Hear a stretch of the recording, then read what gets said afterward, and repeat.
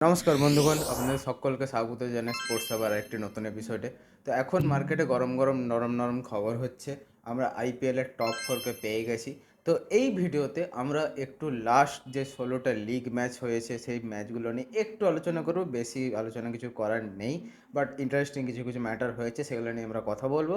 Plus আমরা main যেটার জন্য ভিডিওটা করা সেটা হচ্ছে যে টপ 4টে টিম, ডেট কী কী, কে কার সাথে ভিড়বে, কীরকম কী কন্ডিশন এবং কার কতটা চান্সেস। ওকে, তো দেরি না করে শুরু করা যাক, বেশি চোদাবো না। প্রথমেই বলে রাখি ভাই, লাস্ট যে 16টা ম্যাচ হয়েছে না, সেই 16টা ম্যাচ সত্যি ইন্টারেস্টিং হয়েছে। প্রথমের হাফের ম্যাচের থেকে ভাই ভালো হয়েছে ম্যাচগুলো। 200+ রান উঠেছে, চেসও হয়েছে। আরসিবি তার হিস্ট্রির সব থেকে বড় চেস করেছে। তো অল ওভার ম্যাচগুলো খুব ভালো হয়েছে, ঠিক আছে। এটা আমি বলছিলাম যে তখন যে 4টে টিম টপ ফোর ছিল, এখনও সেই 4টে টিমই টপ ফোরে আছে এবং তারাই প্লে অফ খেলবে। তো একে আছে পাঞ্জাব 19 পয়েন্টের সাথে, দুয়ে আছে আরসিবি 19 পয়েন্টের সাথে, তিনে আছে গুজরাট 18 পয়েন্টের সাথে এবং চারে আছে মুম্বাই 16 পয়েন্টের সাথে, ঠিক আছে। ভাই আমি ভিডিওটা কালকে ম্যাচ শুরু হওয়ার আগেই দিয়ে দেবো, দুপুরবেলার মধ্যে দিয়ে দেবো, তাহলে একটু সার্কুলেট হয়ে যাবে, কোনো চাপ নেওয়ার দরকার নেই, ঠিক আছে। ওকে, তো প্রথমে একটু রুলসটা বলে দিই। Play of 1 eliminator, play of 2 final, ঠিক আছে। টপ টেবিলে 1 আর 2 তারা প্লে অফ 1 খেলবে। প্লে অফ 1-এ যে হারবে সে এলিমিনেটারে যে জিতবে তার সাথে খেলবে, সেটা হবে প্লে অফ 2। এবং প্লে অফ 2-তে যে জিতবে সে প্লে অফ 1-এ উইনারের সাথে ফাইনাল খেলবে, ঠিক আছে। একটু কমপ্লিকেটেড আছে কিন্তু আমি জানি সবাই জানো, এটা নতুন করে বলার কিছু নেই। ওকে, তো প্লে অফ 1 হবে 1 এবং 2-এর মধ্যে, যেটা হবে পাঞ্জাব এবং আরসিবির মধ্যে কালকে নিউ চণ্ডীগড়ে, ঠিক আছে। এলিমিনেটার হবে গুজরাট এবং মুম্বাইয়ের মধ্যে, ওইখানে নিউ চণ্ডীগড়ে। এবার প্লে অফ 2 হবে ভাই আই থিঙ্ক আহমেদাবাদে, যেটা হবে 1 জুন। এবং ফাইনাল বলে দিই, ফাইনাল হবে 3রা জুন, ঠিক আছে ভাই। এবার চলে আসি কার কতটা চান্স আছে। প্রথম যে দুটো টিম পাঞ্জাব এবং আরসিবি, এই ম্যাচটা ভাই খুব চাপের ম্যাচ, খুব আনপ্রেডিক্টেবল ম্যাচ। যেরকম পাঞ্জাবের ব্যাটিং সেরকম আরসিবির ব্যাটিং, যেরকম পাঞ্জাবের বোলিং সেরকমই আরসিবির বোলিং। হয়তো পাঞ্জাব আর আরসিবির বোলিংয়ের একটু 9-10 হতে পারে, বাট যে ব্যাটিং আছে দুজনের ভাই, কিন্তু ভাই যে ফার্স্টে ব্যাট করবে সে একটু অ্যাডভান্টেজে থাকবে। বড় ম্যাচ, প্রেসার ম্যাচে আমরা জানি যখনই আমরা বোর্ডে স্কোর দিয়ে দিই রানের, বড় রানের বিশেষ করে, তখন অপোনেন্টে যত বড়ই প্লেয়ার থাকুক না কেন, আমি মানছি ওখানে বিরাট কোহলি আছে, লিয়াম লিভিংস্টোন আছে, ওখানে ফিল সল্ট আছে, অনেক ভালো ভালো প্লেয়ার আছে। এবারে আরসিবি খেলছেও সেরকম, বাট যে বড় ম্যাচের প্রেসার সেটা আমরা আগেও দেখেছি বগলাতে, বিশেষ করে এটা আরসিবি ভাই। অলদো আমাদের কাছে একটা চান্স আছে, কিন্তু একটা কথা মনে রাখতে হবে, ওইখান থেকে আসবে মুম্বাই। গুজরাটের ভাই আমি বলে দিচ্ছি, গুজরাটের টপ অর্ডার যদি কোনোভাবে নেমে যায়, সাই সুদর্শন, শুভমান গিল আর জস বাটলার, এই 3টে প্লেয়ার যদি নেমে যায়, কোনোভাবেই গুজরাট জিততে পারবে না। পুরোপুরি ডিপেন্ডেবল ওই 3টে প্লেয়ারের উপরে গুজরাট, খুব বেশিভাবে ডিপেন্ডেবল। আর গুজরাটের বোলিং লাইন আপ এইবারে ততটা ভালো নেই, ততটা ভালো নেই। ওরা স্বামীকে কেন ছাড়লো I have no idea, but একদমই ঠিকঠাক হচ্ছে না। ওরা ব্যাটিংয়ের জোরে বেরিয়ে যাচ্ছে, কোনো ম্যাচে ভালো চেস করে দিচ্ছে, কোনো ম্যাচে বিরাট বড় রান করে দিচ্ছে, যেটা অপোনেন্টের পক্ষে কাইন্ড অফ পসিবল নয়। কিন্তু এখানে আমরা মুম্বাইয়ের কথা বলছি, that is the most unpredictable team in IPL history.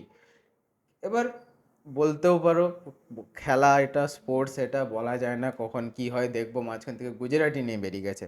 Shubman Gill বলে আমি প্রিন্সও, আমি টেস্টের কাপ্তান হয়েছি, আমি আগে আইপিএল চাই আমার। অলদো এর কাছে মানে শুভমান গিলের কাছে একটা আইপিএল আছে, কিন্তু অ্যাজ এ ক্যাপ্টেন নয়, ঠিক আছে। অ্যাজ এ প্লেয়ার ওর কাছে একটা আইপিএল আছে অলরেডি, সে গুজরাটের হয়েই, যেখানে হার্দিক পান্ডে ক্যাপ্টেন ছিল। But as a captain, winner as a captain IPL trophy is a big thing. Okay guys, তো কোনোভাবেই গুজরাট এবং মুম্বাইকে মানে হালকাতে নেওয়া যাবে না। মুম্বাইকে তো একদমই না ভাই, গুজরাটকে তবুও তুই বলতে পারিস টপ অর্ডার শেষ করে দিলাম, গুজরাট শেষ হয়ে গেলো। বাট মুম্বাইয়ের ভাই লাস্ট অব্দি ব্যাটিং আছে ভাই। আর ব্যাটিং নয়, ওদের বোলিংটা বেশি, ওদের বোলিংটার জন্য আমার বেশি ভয়। মুম্বাইয়ের ব্যাটিং তবুও ঠিক আছে, উপরে রোহিত শর্মা, রায়ান নিকেলটন, সূর্যা, তিলক, ও বাবারে বেশি এগুলো ঠিক কোথায় আছে রে ভাই। হ্যাঁ, কিন্তু একটা জিনিস শিওর ভাই, এই যে 3টে ম্যাচ হবে, 4টে ম্যাচ হবে অ্যাকচুয়ালি, আপাতত আমি 3টার কথাই বলছি। Play of 1, eliminator, play of 2, এই 3টা ম্যাচ ভাই দুর্ধর্ষ হবে, মানে আউটস্ট্যান্ডিং ম্যাচ হবে। বিশেষ করে প্লে অফ 1, পাঞ্জাব আরসিবি ভাই, দুটো টিম মারাত্মক ফর্মে আছে, তাদের বেস্ট অফ দ্য বেস্ট প্লেয়াররা ফর্মে আছে। এবং শ্রেয়াস আইয়ার কোনো না কোনোভাবে প্রমাণ করতে চলেছে যে ভাই ওই গৌতম গম্ভীরের জন্য ট্রফি নয়, আমি ক্যাপ্টেন ছিলাম, respect me. Okay, Gautam Gambhir has some deals, but he is the captain, guys. He was the captain for KKR in 2021 and he is the captain for Punjab Kings 2025. একটা ফাইনালে চলে গেছে, চ্যাম্পিয়ন হয়ে গেছে। আরেকটা ভাই ফাইনালে যেতে চলেছে, ঠিক আছে। এবার ভাই আরসিবির লাক যদি আমরা বিগত কয়েক বছর দেখতে যাই, তো সেইখান থেকে বলতে পারা যায় যে পাঞ্জাব একটু এগিয়ে। বাট বলা যায় না ভাই, দের ইজ বিরাট কোহলি এবং আরসিবি এবারে একটু অন্যরকম খেলছে, একটু অন্যরকম লাগছে আরসিবিকে, সে ব্যাটিং হোক বোলিং হোক। জস হেজেলউড ছাড়াও আগের ম্যাচটা ওরা জিতে গেল, আই মিন হ্যাঁ, আগের ম্যাচটা আবার বলতে গেলে জিতেশ শর্মার ওই 88 রান 35 বলে ওটাও বলা যায়। তো আরসিবি এবারে অন্যরকম দেখাচ্ছে, আরসিবিকে ভাই অন্যরকম দেখাচ্ছে।